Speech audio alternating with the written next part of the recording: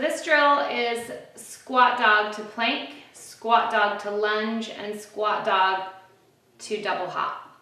So I encourage you to try this first and for a while with blocks, and especially cork blocks, which is going to help us with our grip strength.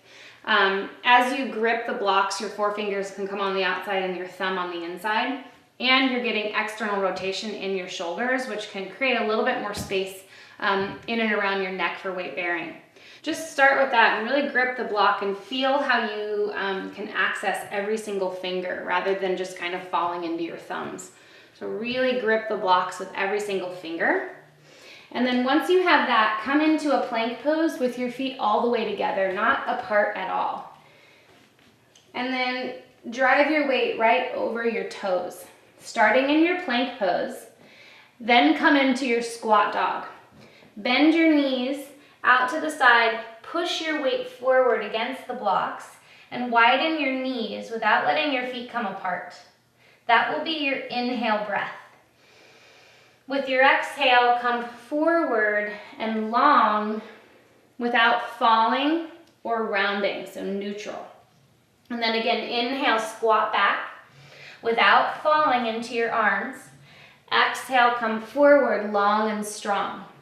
And then continue to do that and start to move your gaze into various positions so that we don't pattern that pathway of only looking forward. You can see many spaces and places, and then go back.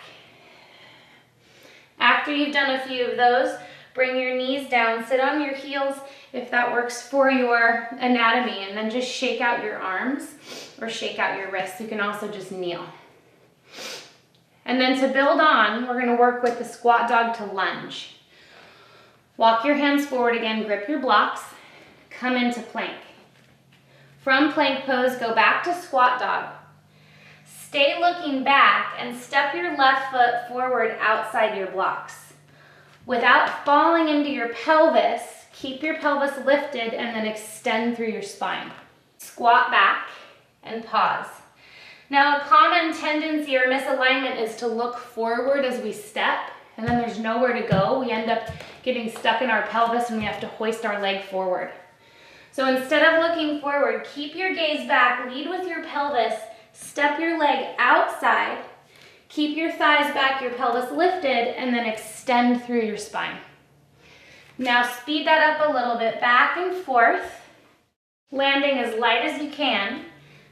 And then start to include a little bit more range of motion in your gaze and your spine without falling.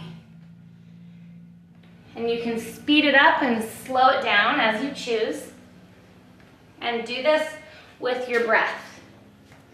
After you've done a few, kneel again, walk your hands back, and rest. Okay, so the next one will get your heart rate up a little bit, and you can progress or regress this work as needed. The next one will be the double hop, and we're practicing landing really light rather than heavy. So start in plank pose, set your length, go back into squat dog, breathe in, stay looking back, and at the bottom of your exhale, hop both feet forward. Now, when you do this, make sure that you don't pitch your knees forward over your toes so much. Keep your hips back and land your hands on your blocks. Then to go back, look down, push down, and hop back. Light as you can, rather than going really heavy. You're gonna wanna go back super light. And then forward. You can look forward, push down, look down, hop back. Stay looking back, hop. Look forward, up, down, whatever you need to do.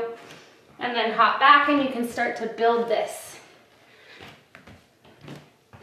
And then when you've had enough, bring your hands down, your knees down, and rest.